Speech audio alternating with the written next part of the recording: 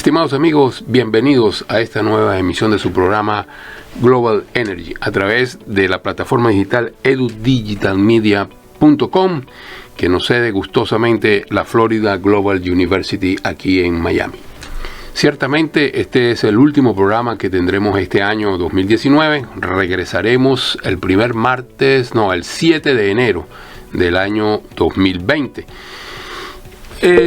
Como final de año quizás nos gustaría hacer, aparte de lo que ya siempre comentamos sobre los precios del crudo, una reflexión sobre lo que ocurrió en la COP25, que originalmente estaba programada para ir a Santiago de Chile. Ya sabemos la problemática que ocurrió con los diferentes disturbios, protestas sociales y todo lo que todavía continúa ocurriendo en Chile. Santiago de Chile no pudo hacer esta conferencia y fue trasladada a la ciudad de Madrid, en Europa, España. Pues bien, allí hay algunos elementos interesantes que nos gustaría reflexionar, sobre todo porque el tema de las emisiones y en particular lo del CO2 lo vamos a tomar con mucha fuerza en nuestro primer programa del año 2020, donde tendremos de invitado a un gran amigo, un profesor de la FIU, Florida International University, y Andrés Tremante. Con Andrés vamos a hablar sobre esas emisiones de CO2 y vamos a hablar un poco de lo que significa la contaminación ambiental. Pero vamos a cerrar el año entonces con este programa y comenzamos, como ya es costumbre, con los precios del crudo. Creo que esta semana los precios del crudo tuvieron, desde el punto de vista de relevancia, un importante repunte, luego que se hizo el anuncio de que los Estados Unidos y China habían llegado por lo menos a un preacuerdo. Como habíamos venido conversando, la semana pasada estábamos en $59.25 por barril. Ese es el precio que cerró la semana pasada, queremos decir el martes 10 de diciembre, fue en 59.25. Hoy tenemos una cotización al momento, esta mañana cuando abrieron las bolsas en Wall Street Journal y comenzó la cotización del WTI en Nueva York, que estaba en $60.50 por barril, vale decir un aumento de $1.25 en apenas una semana. La tendencia podría ser a estabilizarse alrededor de ese precio, sobre los $60-62 por barril, y luego al comenzar el año estacionalmente, generalmente ocurre una caída. Sin embargo, luego de haberse confirmado este acuerdo, pues se espera que de alguna manera lo que tiene que ver con la reactivación industrial de las grandes economías, la China, incluso los Estados Unidos e India, esto pueda recuperar un poco la demanda, que sumado al cierre de producción que acordaron los países de la OPEP, pueda de alguna manera equilibrar el mercado y detener su caída o su abrupto ascenso. Ninguna de las cosas convienen a ninguna de las economías del mundo. Por lo tanto, buscar un precio de equilibrio alrededor de los $60 por barril pareciera lucir lo más razonable en estos momentos. Teniendo en cuenta esto, queremos hablar y referirnos a un evento muy importante, como mencionamos originalmente, que fue la Conferencia de las Partes en su versión número 25, de allí el nombre de COP25. Como mencionamos, se debería haberse llevado a efecto en Santiago de Chile. Sin embargo, fue allí en Madrid, de una manera, digamos, casi de emergencia. Logró que Madrid tomara posesión de este evento. Allí se realizó, terminó el pasado domingo y estuvieron más de 200 países, o alrededor de 200 países, en una cita que bien interesante y donde definitivamente quedó como algún sabor, suerte de amargo en esta conferencia, puesto que no se realizaron no se llevaron a cabo, no se materializaron los posibles acuerdos que se estaban previendo, no se cumplieron con las metas que estaban previstas, y esto también lo hizo saber la ministra del Ambiente de Chile, que estuvo allí presente y que era, por supuesto, la presidenta de esta conferencia. Yo creo que definitivamente, como bien dice uno de los comunicados, tras una jornada de maratónicas negociaciones, porque no se llegaba a un acuerdo, esta fue de hecho, fue la conferencia COP más larga de la historia. Se prolongó por 2 días más porque no había un acuerdo para cerrar la conferencia. Fue necesario llegar hasta el día domingo y se llegó finalmente a ese acuerdo, no precisamente el que se quería, pero un acuerdo al fin, y de ese Chile-Madrid, tiempo de actuar. tiempo de actuar porque sigue presente aquel aquel anuncio de los 11.000 científicos donde realmente urgen al mundo a tomar acciones en función de no permitir que se sobrepase la meta de 1.5 grados centígrados de aumento en cierre del siglo XXI. Creemos que faltó un poco de cumplimiento para que esta ambición climática se pudiese cumplir. Sin embargo, los críticos aseguran que este consenso débil de todas maneras tiene algunos aspectos importantes. El primer gran acuerdo que podríamos mencionar es que hay un compromiso del año 2020 para que los países presenten planes de reducción de emisiones de carbono, un poco más ambiciosos de lo que tienen en este momento y den una respuesta de alguna manera a esta emergencia climática que ha sido decretada por todos estos científicos. La presentación de este compromiso debe hacerse, este compromiso digamos un poco más fuerte, un poco más significativo desde el punto de vista de la reducción de las emisiones, debe presentarse en lo que va a ser la versión número 26 de la COP, que se realizará el próximo año en Escocia. Las partes deberán abordar la brecha, y esto fue con mucho énfasis lo que allí se dijo, sobre la recomendación de la ciencia de evitar el peligro del cambio climático y el estado actual de las propias emisiones. Creemos que, por supuesto, este es un problema de todos los países, pero no todos los países suscribieron y se plegaron a este compromiso. Entre ellos, definitivamente, quizás los más importantes desde el punto de vista industrial. No se plegaron ni Estados Unidos, ni China, ni India, los grandes emisores y grandes, corresponsables de lo que son los gases del efecto invernadero. El segundo punto importante de este documento está relacionado con el rol de la ciencia, y yo creo que aquí hay que hacer una parte porque durante los últimos programas que hemos tenido hemos insistido de una manera consecuente, constante, perseverante en que la ciencia tiene que ser definitivamente tomada muy en cuenta, porque son esos grandes avances científicos lo que los investigadores están realizando, la que nos va a permitir el avance en términos de la reducción de las emisiones y que podamos ir hacia energías y combustibles limpios, vale decir, entrar en la época de la transición del gas para terminar entonces en las energías solar, eólica y aquella materialización de lo que sería el carro eléctrico. Pues bien, en esta conferencia, el punto del acuerdo, el segundo punto importante del acuerdo, tiene que ver con lo que ellos definieron al conocimiento científico como el eje principal para focalizar las decisiones climáticas de los países. Vale decir, gran importancia para lo que tiene que tener el conocimiento científico y el desarrollo de esas investigaciones. Será, por cierto, entonces, el eje principal permanente de todos estos avances que puedan realizarse. Un punto que fue bastante controvertido, quizás tiene que ver con lo que Ecuador y Perú están proponiendo para extraer más petróleo en las cuencas llamadas sagradas del Amazonas. Yo creo que este es un punto que debe ser tomado muy en cuenta. Fue un punto de discordia, de profundas discusiones, inclusive Brasil sumado en eso, tanto por su costa afuera como su temática sobre lo que es el Amazonas, la Amazonia. Incluso en medio de esas discusiones Brasil manifestó su deseo de no firmar el acuerdo si no se hacían algunas modificaciones importantes en la letra de ellos.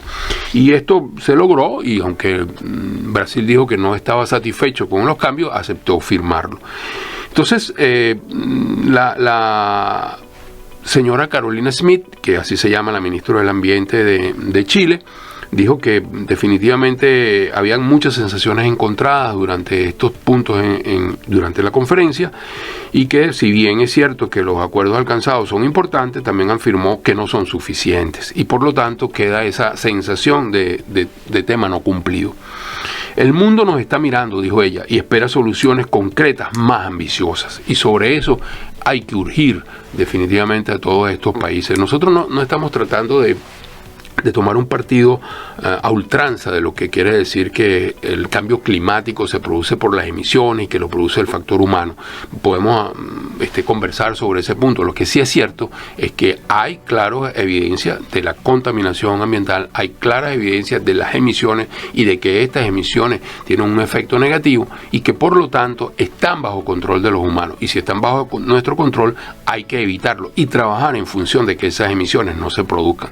Yo creo que este es el punto nodal, y no darle la importancia de que si somos o no los humanos los responsables absolutos y no la naturaleza, o que pertenece a cambios y ciclos geológicos que se vienen cumpliendo a través de millones de años. Yo creo que aquí lo importante es que las emisiones existen, es una realidad, y que definitivamente la que está de parte de los humanos estamos en capacidad de controlarla, y es un compromiso como habitantes de este planeta, el único que tenemos por los momentos, cumplir para que esto pueda tener hacia las generaciones futuras la posibilidad de que puedan continuar viviendo en este planeta.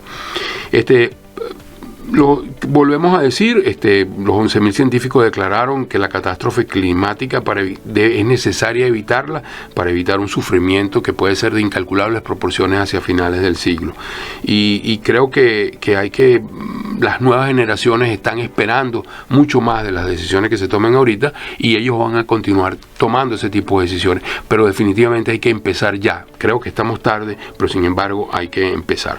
Ahora bien, hay algo que muchos amigos, y de hecho salió en algunas de las discusiones de esta cumbre, han venido tocando. Por ejemplo, hablan y pusieron un ejemplo importante, que es las erupciones de los volcanes. Cuando los volcanes irrumpen, pues definitivamente en muy pocas horas emiten una altísima cantidad de efectos contaminantes como el CO2, pero muy, muy alta. Sin embargo, yo creo que es bueno puntualizar algunas cosas.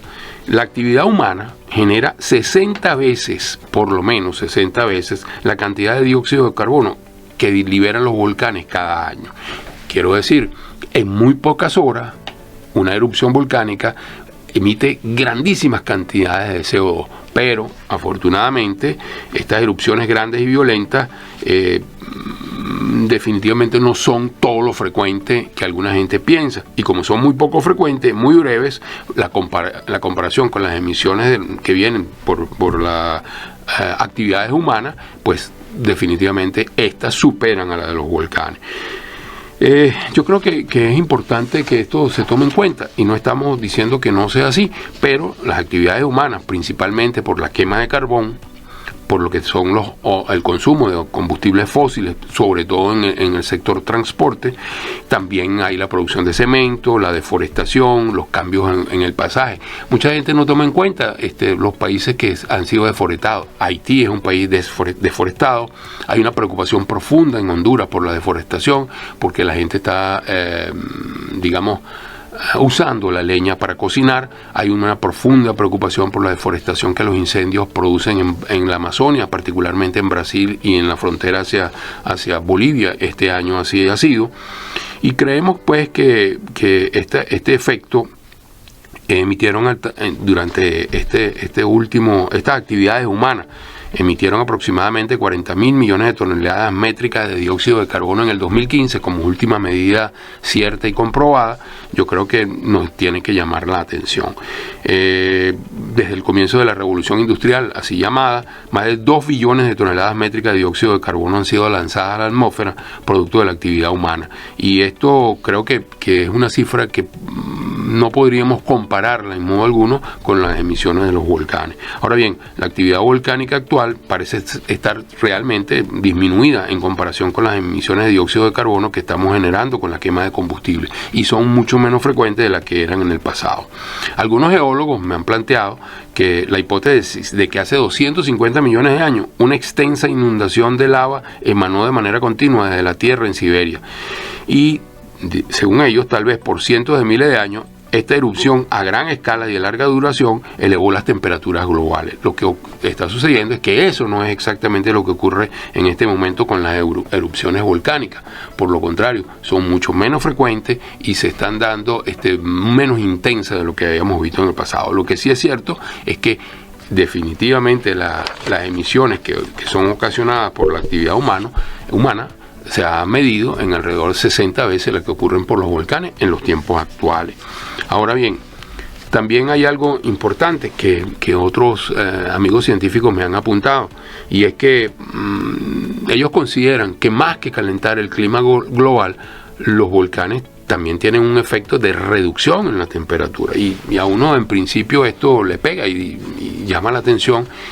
Podemos pensar de que hay algo muy extraño en esto, que no es totalmente cierta esa afirmación, y tuve que hacer una segunda pregunta. Y lo que me están diciendo es que las erupciones volcánicas frecuentemente tienen un efecto opuesto. Y esto es porque el dióxido de carbono no es lo único que los volcanes inyectan a la atmósfera. Incluso las erupciones pequeñas con frecuencia producen cenizas volcánicas y partículas de aerosol. ¿Y qué significa esto?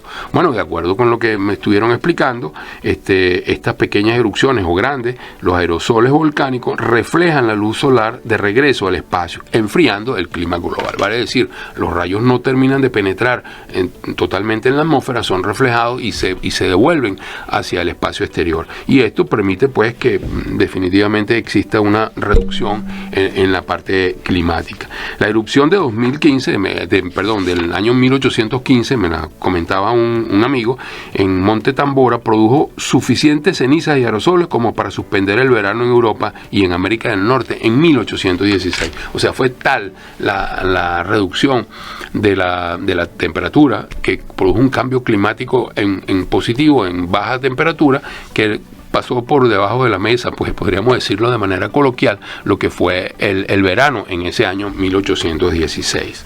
Así que este es un tema que definitivamente apasiona, es un tema que definitivamente tenemos que darle un seguimiento bastante cercano, y que más que preocuparnos porque si es o no es el factor determinante en el cambio climático, somos un factor negativo en las emisiones de CO2, particularmente dióxido de carbono, pero también otras emisiones que se hacen al ambiente. Y por lo tanto es importante que se le dé continuidad a esta política de sustitución de los combustibles fósiles, que ocurrirá de manera gradual y paulatina, pasando por el gas como el combustible de la transición, hacia unas soluciones de energías limpias, que todo parece estar basado en lo que es primordialmente la energía solar, la energía eólica, pero que no se descarta de ninguna manera el posible disrupción tecnológica de conseguir combustibles que vengan del nitrógeno y algunos otros componentes. Así que yo creo que este tema es un tema que debe ocuparnos, independientemente de que en nuestra naturaleza partida, nuestro punto de origen es los combustibles fósiles. De hecho, somos ingenieros de petróleo y hemos procurado por mucho tiempo que el mundo esté abastecido de estos dos elementos, como es el gas y como es el petróleo. Sin embargo, estamos muy conscientes de los avances. Nos llama la atención, muchos de ustedes lo pueden haber leído, la Ferrari ya dijo que para el año 2025 va a tener su prototipo de competencia, su vehículo de competencia en la Fórmula 1, que va a ser totalmente eléctrico, y no lo pueden hacer antes porque no han resuelto todavía algo que comentamos hace 2 programas atrás, que eran las baterías. El avance significativo que han tenido los científicos en reducir los tamaños y el peso de las baterías y aumentar su tiempo de duración es un factor importante, pero todavía no está totalmente resuelto para que puedan incluirse dentro de carros de alta competencia como son los de la Fórmula 1. Pero ya Ferrari hizo ese anuncio, que seguramente será tomado muy en cuenta por sus competidores e irán sumándose también a esa iniciativa.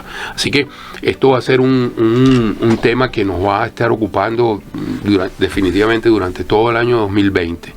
No vamos a perder de vista lo que hemos dicho sobre la necesidad que tenemos de hacer cambios importantes y recomendaciones en todo lo que es el Caribe. No vamos a perder de vista que seguimos insistiendo en la necesidad que tenemos de producir algunas ideas y algunos proyectos importantes de cara a lo que sería una reactivación, un programa realmente para rehacer un país, como sería el caso de Venezuela, y algunos otros proyectos que pudieran ser de mucha importancia, que hay grandes oportunidades en otros países que están en toda la costa del Caribe y la costa atlántica. Incluimos en eso también al país Guyana, Surinam.